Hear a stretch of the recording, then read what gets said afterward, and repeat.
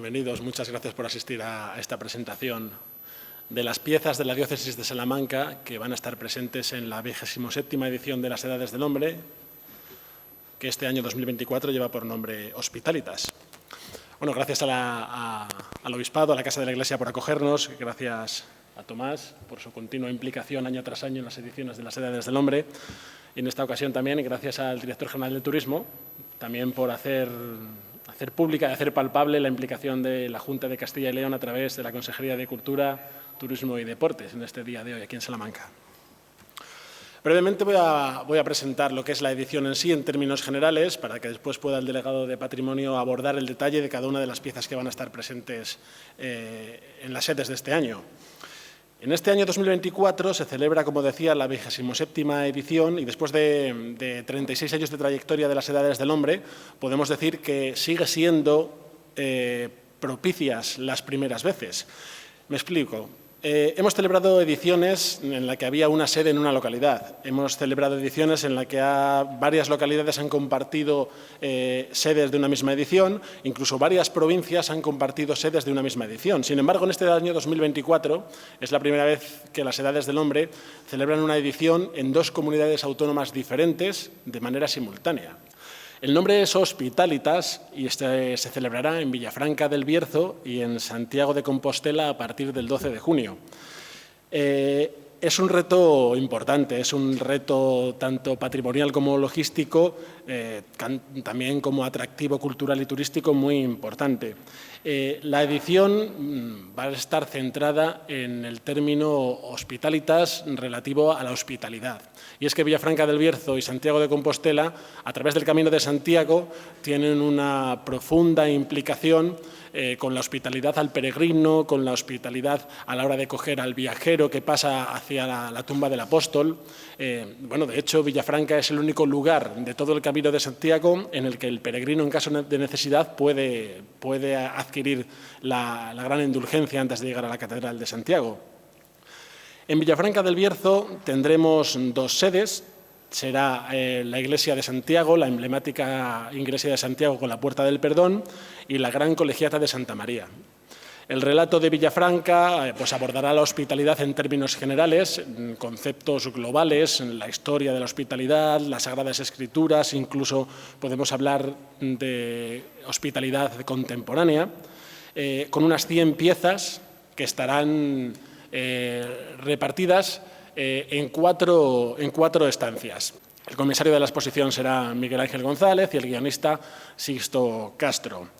Como decía, son 100 obras llegadas de todas las diócesis de Castilla y León, de muchos puntos de España que también nos acompañarán, pero la gran particularidad y la gran innovación de las Edades del Hombre para Villafranca este año estará en la Iglesia de Santiago, porque allí tendrá lugar una gran experiencia audiovisual inmersiva que contará con un espectáculo 360 grados, con juegos de profundidades, con tecnología 3D.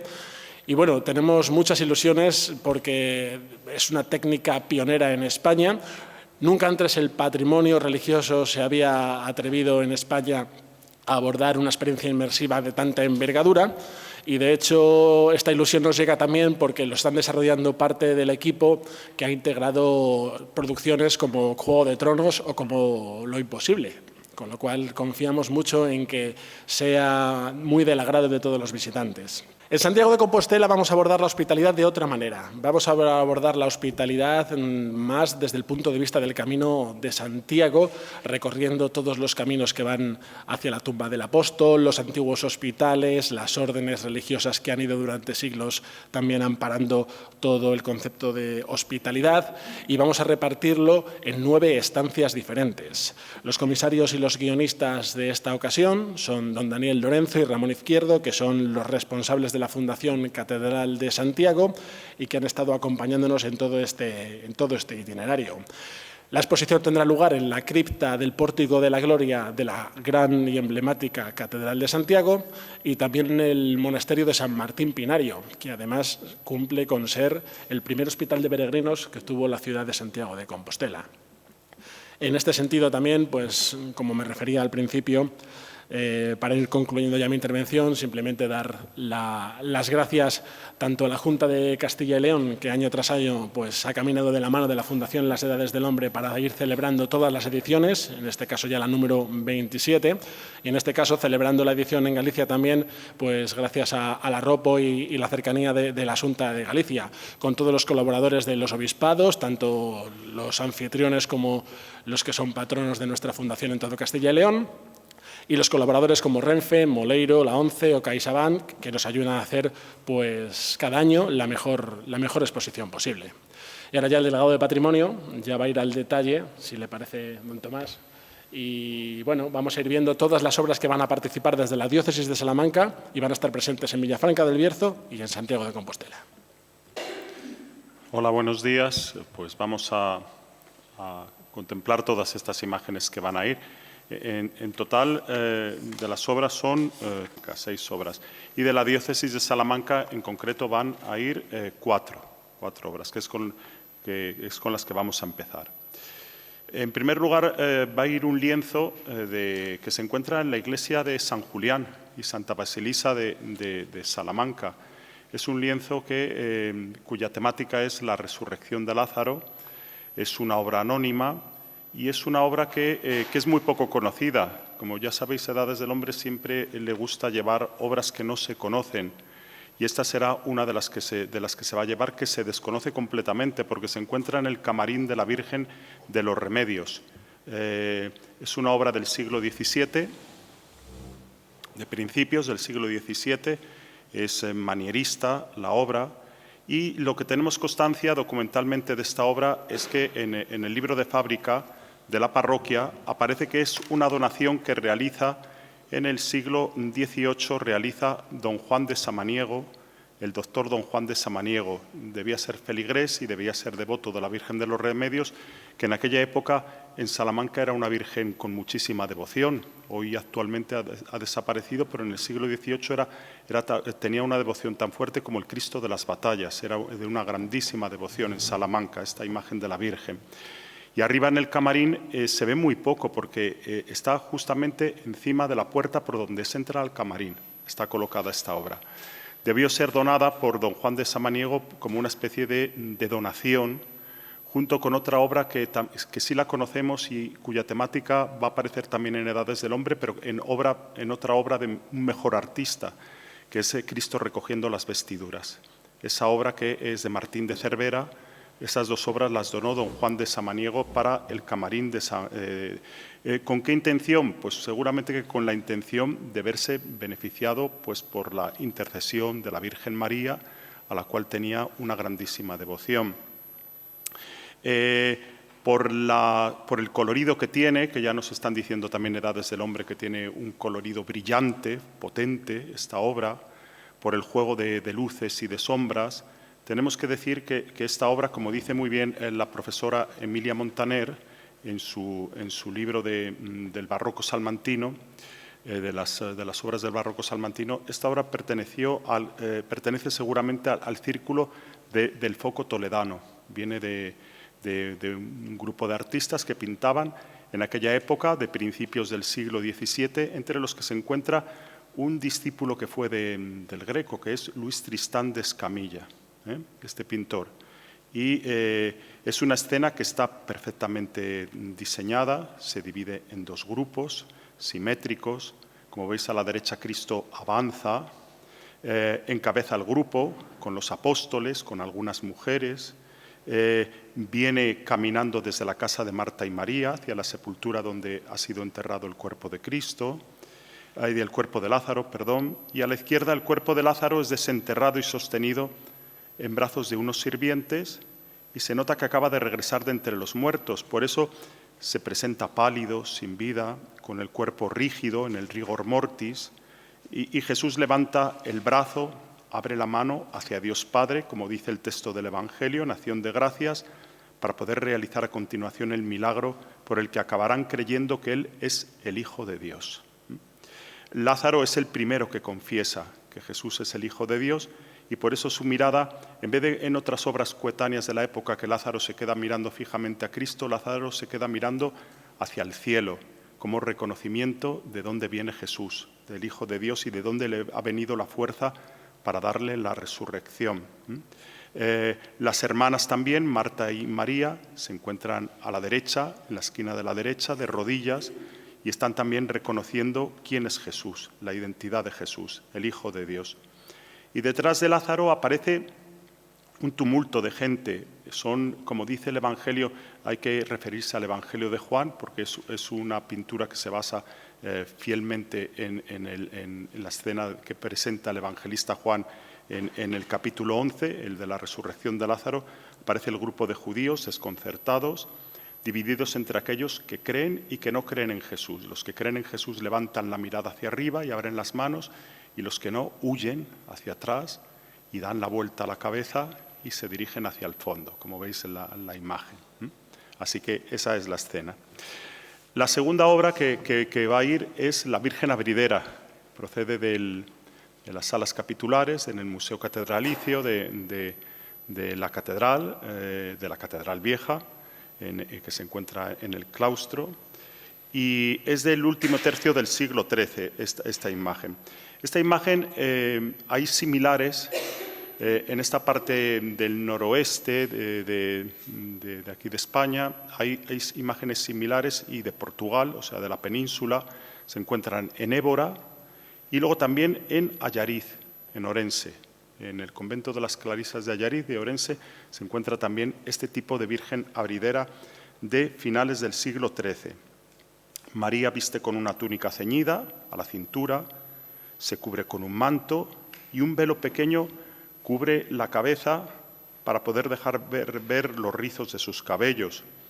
Se la presenta de esta manera porque es una manera simbólica de presentarnos a María como la Madre de Dios, por eso tiene ceñida la cintura, y los cabellos descubiertos porque ella, a pesar de haber concebido y haber dado a luz a Cristo, ella permanece virgen. Tiene un rostro bello y cuidado, esboza una ligera sonrisa, la sonrisa de aquella que aparece en el anuncio del ángel en la Anunciación, que aparece que es saludada con el alégrate. María es la que goza de la alegría de la salvación con la llegada de Cristo. Y por el contrario, Jesús tiene un rostro de persona mayor porque Él es la palabra encarnada, el Hijo de Dios, la sabiduría. Hay una peana en la parte inferior, que es lo que la distingue hasta de Salamanca, en la que aparecen un grupo de profetas, que son los que están sosteniendo esta imagen, porque son los profetas los que se encargan de anunciar y de hacer la profecía de la Virgen que concebirá y dará a luz un hijo y le pondrá por nombre Emmanuel. Por eso están representados abajo los profetas que sostienen esta imagen de la Virgen María. Cuando se abre la Virgen es donde está la sorpresa, como la veis aquí abierta. Ahí es donde se ve, se convierte en un tríptico. Y además en un tríptico que se convierte en una especie de pseudo-retablo. Hay dudas de estas vírgenes, porque unos investigadores mantienen que estas vírgenes se hicieron para la oración personal en oratorios privados, donde se puede contemplar todo el misterio de María a la luz del misterio de Cristo, en las escenas que aparecen en los evangelios. Y otros mantienen que son vírgenes que sirven como retablos de campaña también. Se colocan de tal manera que se convierten en una especie de retablo colocado sobre una mesa de altar para poderse celebrar la Eucaristía sobre la mesa del altar. Aparecen, aquí solamente conservamos en Salamanca, como podéis ver, las demás escenas se han perdido, los otros huecos están vacíos, se conservan solamente 3 escenas. La de Allariz y la de Évora conservan las escenas, que son muy similares y están colocadas en el orden que corresponde. Veréis en el centro que se encuentra Pentecostés, María en el centro, junto con los apóstoles, recibiendo el don del Espíritu Santo. A la derecha está el grupo de los apóstoles con María en la ascensión de Jesús, mirando hacia el cielo.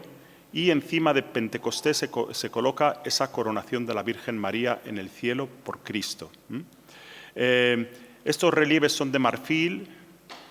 Sabemos que está realizada esta Virgen en madera de peral, y aunque se conservan algunos restos de policromía, muy poquitos, y María se nos abre y se nos muestra así de esta manera siguiendo un poquitín lo que dice el Evangelio de Lucas, cuando llegan los pastores, y en Lucas 2, en el capítulo 2 de San Lucas, llegan los pastores y dicen que hablaban maravillas del niño, porque se lo habían anunciado los ángeles, que iban a hacer el Mesías, el Salvador, y María se convierte en aquella que, dice el Evangelio, que guardaba las cosas en su interior, en su corazón.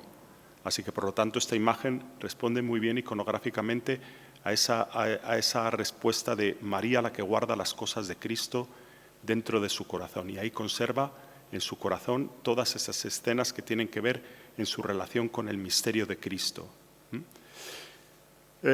Otra de las obras, ese seguro que lo conocéis, porque es una imagen, para Salamanca es una imagen emblemática de la Semana Santa, ¿no?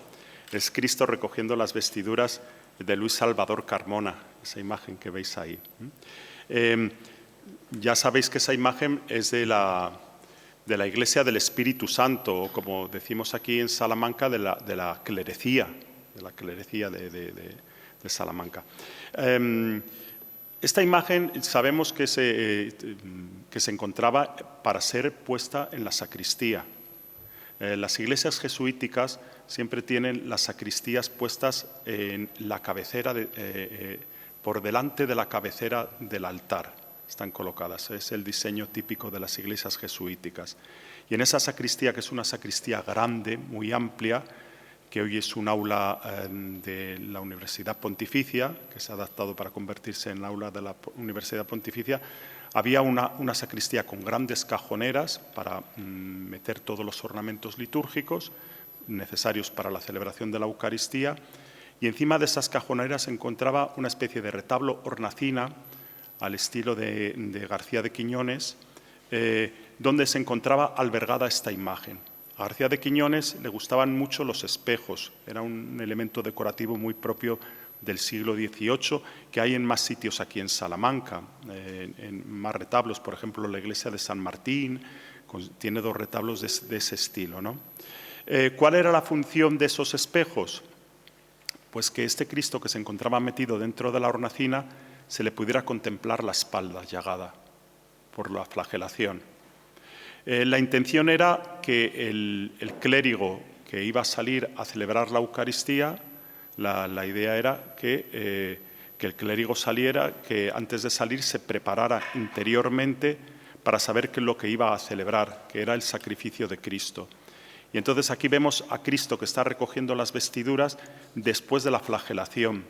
Es decir, que Cristo está dispuesto a entregar totalmente la vida hasta la entrega total de la muerte en la cruz. Cristo toma las vestiduras. Esta meditación viene de la Edad Media en esta temática. Y Cristo está recogiendo esas vestiduras para revestirse de nuevo. Tiene similitud con lo que hace el sacerdote antes de la celebración de la Eucaristía. Se viste con los ornamentos litúrgicos para poder desarrollar también, para poder actualizar y hacer presente el sacrificio de Cristo en el altar de la celebración de la Eucaristía. Así que le prepara el sacerdote.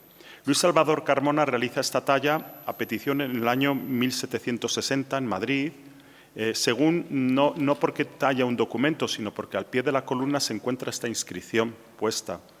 Y el autor escoge un momento de la flagelación que no está recogido en los evangelios, sino que está recogido en teólogos de la Edad Media, sobre todo franciscanos, como el Pseudo Buenaventura. Ese tema fue un tema muy querido por los jesuitas, porque ya sabemos que a los jesuitas les gustaba mucho, siguiendo el modelo de San Ignacio de Loyola, la meditación a través de las composiciones del lugar, ¿no? Situarse en las escenas de la pasión, el fiel, y sentirse interpelado por lo que allí sucedía en cada momento de la pasión. Y por eso esta imagen se convierte en una imagen de meditación. Hay un gran teólogo aquí en Salamanca, que es Luis de la Puente, un jesuita teólogo, que con sus meditaciones realizaba este tema, desarrolló este tema. Esta talla excepcional de Luis Salvador Carmona hoy se encuentra, como sabemos bien, en la iglesia, delante de uno de los retablos laterales, el de Santa Catalina, y nos muestra en todo su esplendor esta imagen, de tal manera que no necesitamos los espejos ahora para verla, sino que podemos verla alrededor, esa imagen ya directamente, la podemos ver esa imagen. La verdad es que Luis Salvador Carmona realiza entre el clasicismo y el realismo barroco, el clasicismo del XVIII y del realismo barroco del XVII, realiza una síntesis preciosa en la que aparece Cristo en toda su idealización corporal, donde aparecen los músculos, los tendones, las venas que recorren el cuerpo, realiza una composición perfecta anatómica de Cristo y, sin embargo, sigue manifestando esa dureza, esa sangre en la espalda que tiene el cuerpo de Cristo, que sigue mucho la tradición, sobre todo de Gregorio Fernández, que le gustaba mucho que esa gran llaga abierta en la espalda para que se conmovieran los fieles a través de la representación del Cristo flagelado. Así que Luis Salvador Carmona es un escultor academicista del XVIII, pero sin embargo es un escultor que se siente deudor de la tradición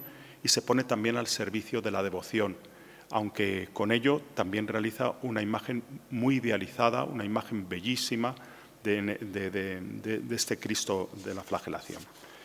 Y luego después la otra de la diócesis que tenemos, que está irá a Santiago de Compostela, porque lo que quiere dar desde el hombre es que se relacionen las catedrales del Camino de Santiago y sabéis que Salamanca, aunque no es el camino francés, pero sí que tenemos un Camino de Santiago, ¿no? el de la Plata. Entonces aparece esta imagen de Santa Bárbara, que ha sido tomada de una de las capillas emblemáticas de Salamanca, que es la capilla de Santa Bárbara, la capilla que realizó don Juan Lucero en el año 1339, que la fundó, la dedicó a Santa Bárbara y era para su enterramiento y el de sus familiares. En el 16, por eso está esta imagen, se vivió un momento de modernización estética de esta capilla en la construcción. Se hizo un nuevo retablo.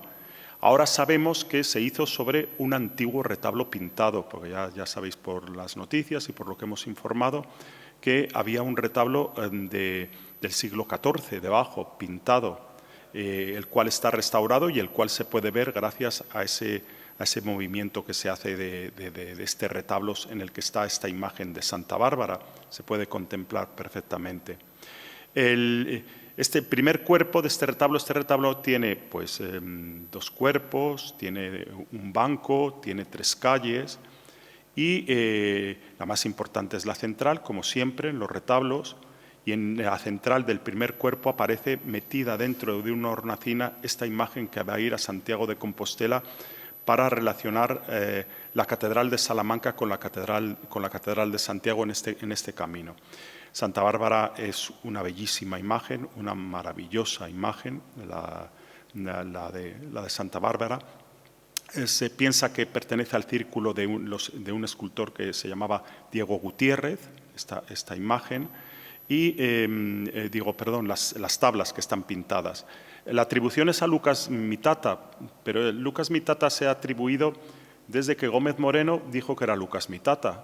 Lo que pasa es que esta imagen no responde más bien a un primer renacimiento en consonancia con el retablo que fue construido del siglo XVI, que está construido posiblemente entrado ya el segundo tercio del siglo XVI, está construido por la construcción, y no es una imagen como las hacía Lucas Mitata, que eran romanistas las imágenes, sino que es una imagen más bien mucho más idealizada, es una imagen mucho más clasicista, con la técnica del contraposto, la suavidad de la postura. Como veis, la torre que define a Santa Bárbara por la escena en la que fue, por confesarse cristiana, fue apresada por su padre y metida en esa torre que tenía 3 alturas, símbolo de la Trinidad, etcétera, etcétera, aparece apoyándola sobre la cadera, la que tiene un libro debajo. Ese libro es el Evangelio, sobre el que Santa Bárbara se hizo cristiana a la luz de la predicación de la buena noticia de Jesús. En la otra mano tiene una especie de manguito, como veis, ahí estaría, que hoy desapareció, una palma, la palma de la victoria del martirio de Santa Bárbara, es la que aparece. A ambos lados aparece, como decía, de Diego Gutiérrez, aparecen, además es un pintor precisamente en torno al año 1530, 1540, realiza esas pinturas, el pintor que hay a los lados, donde se desarrolla la vida de Santa Bárbara juzgada, y a la derecha el momento de su martirio, porque Santa Bárbara murió finalmente decapitada. Y en la parte superior, que es muy interesante, el tema iconográfico, aparece la Pasión de Cristo. Es una manera de decirnos desde el camino del Calvario, en el centro está la crucifixión de Cristo, y a la derecha se encuentra el descendimiento de Cristo de la cruz, en el segundo cuerpo. Porque la vida de Santa Bárbara es una vida a imitación de Cristo que sigue su destino martirial. Por eso aparece representado de esa manera. Es decir, la vida de Santa Bárbara, como la vida de todos los santos y de todos los mártires, nos recuerda que la Eucaristía es el momento en el que se actualiza el sacrificio de Cristo y en el que entramos en comunión con la Iglesia celestial. Es la manera de representarlo. Y luego tenemos esas dos obras que ya nos quedan, que son, si os dais cuenta, es de la segunda parte del Quijote, de Don Quijote de la Mancha, de Miguel de Cervantes Saavedra, y si os dais cuenta es una edición de las primeras, porque es del año 1615, donde cuenta también esa relación con el Camino de Santiago, esta obra que aparece. Es de los Padres Paules, de aquí de la biblioteca de los Padres Paules de Salamanca, una biblioteca que es muy desconocida, pero que tiene grandes obras en su biblioteca. Y luego la siguiente, finalmente, es la regla de la Real Orden de Santiago, veis, de principios del siglo XVI, que está en la Biblioteca Histórica de la Universidad de Salamanca. Ya sabéis la relación que tiene el Camino de Santiago con la Orden de Caballería de Santiago en España, sobre todo, que tiene esa gran relación que tiene la Orden de Santiago y sobre todo la gran, por lo menos aquí en Salamanca, tiene una gran incidencia, tiene una gran, de tal manera que muchos de los pueblos que había en Salamanca, por ejemplo Santiago de la Puebla, etcétera, tenían antes que pertenecer a la diócesis de Salamanca, pertenecieron a la Orden de Santiago, lo cual quiere decir la influencia tan grande que tiene la Orden de Santiago y la relación con la archidiócesis. Buenos días. Yo no solo estoy en mi condición de director general de turismo, sino también de comisario de los Caminos de Santiago, incluyendo el de la Vía de la Plata, que pasa por aquí. Tenemos 15 Caminos de Santiago y, por lo tanto, a mí me es especialmente grato esta exposición o esta edición de las Edades del Hombre en Villafranca del Bierzo, que viene a complementar aquella que se hizo en Ponferrada. Vosotros sabéis que Santiago fue el primero de los discípulos que derramó la sangre por Cristo, pero también que describió el mayor camino de la humanidad, Kyrios Camino Humanitas. Recordamos que la acogida tradicional ha sido declarada, no solo tiene el premio de Castilla y León, los valores sociales, sino también ha sido declarada como bien patrimonio de la humanidad con carácter inmaterial.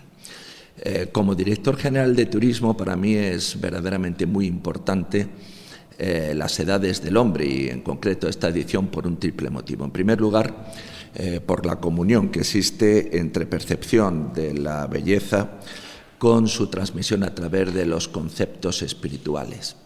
Ya en segundo lugar, mucho más concretamente, por el conocimiento del entorno que permite cada una de las ediciones de las Edades del Hombre. Conocimiento del entorno desde el punto de vista antropológico, desde el punto de vista cultural y desde el punto de vista histórico. Me refiero que, junto a lo que es la propia exposición de las Edades del Hombre, tanto en la Colegiata como en la Iglesia de Santiago, también vamos a tener oportunidad de conocer la riqueza gastronómica, el enoturismo, la naturaleza, que es lo que permite las edades del hombre, consolidar lo que son lugares de destino turístico, en este caso a través de Villafranca del Bierzo y en concreto de la propia comarca del Bierzo. Pero hay un tercer aspecto que yo quiero resaltar y vamos a realizar un estudio sobre impacto turístico de la exposición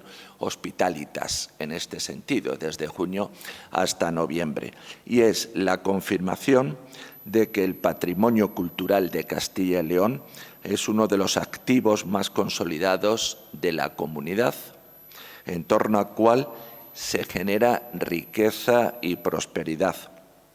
Del mismo modo que otras regiones tienen otros atractivos, como puede ser la oferta de sol y playa, nuestra oferta de sol y playa, y lo digo como director general de turismo, es el patrimonio cultural, tan ligado, por cierto, a la Iglesia, con una diferencia, que es que el turismo cultural, el turismo ya no tiene ese componente de turismo de masa que se tenía anteriormente, ni siquiera de turismo de ocio, sino estamos hablando de un turismo singular, basado en la experiencia y en la generación de conocimiento.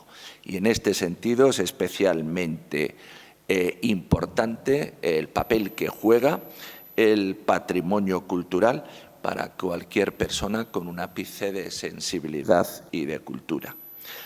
Desde 1988, en las 26 ediciones precedentes, han visitado las sedes 12 millones de personas, generando, no solo es un indicador en sí mismo esta cifra que estoy dando, sino que también la capacidad que tiene de palanca, de generador de riqueza en todo el entorno.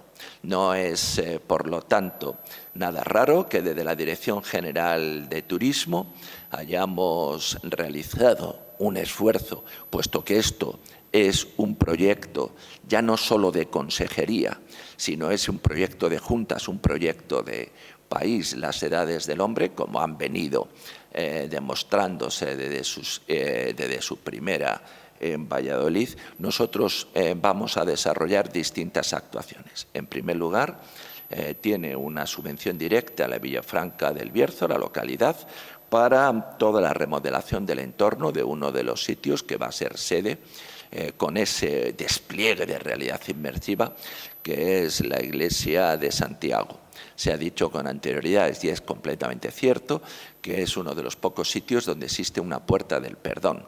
También en San Isidoro de León había otra parte, pero la que ha quedado como remanente junto con la puerta del perdón de Santiago es la puerta del perdón de la Catedral de Santiago, me refiero a la puerta del perdón de la Iglesia de Santiago Villafranca del Bierzo.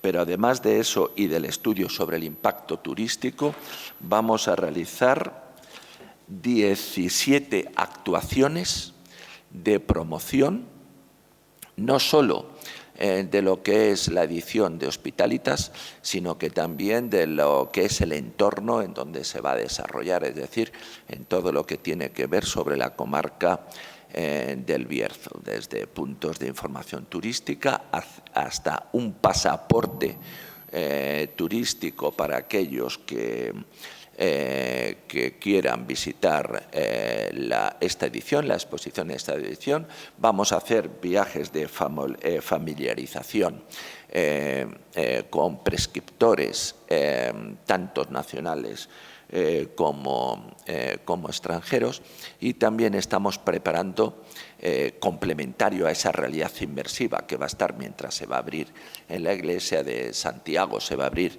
la exposición. Después nosotros por la noche tendremos unos pases también de otro tipo de realidad inmersiva. En estos momentos estamos eligiendo el lugar donde definitivamente se va a ubicar, que posiblemente sea en el propio castillo de Villafranca del Bierzo, propietario de la familia Hafter. Bien, esto es nuestra contribución, las 17 actuaciones promocionales más el estudio, más esa ayuda al Ayuntamiento de Villafranca del Bierzo, y eso da pie o eso concluye la importancia que para nosotros, para la Junta de Castilla y León, para la Consejería, tiene un evento como es de las Edades del Hombre, que cambió no solo por la idea, por el concepto que subyace, sino también por el discurso museográfico, la forma de presentar el patrimonio cultural, el patrimonio de la Iglesia a los ciudadanos.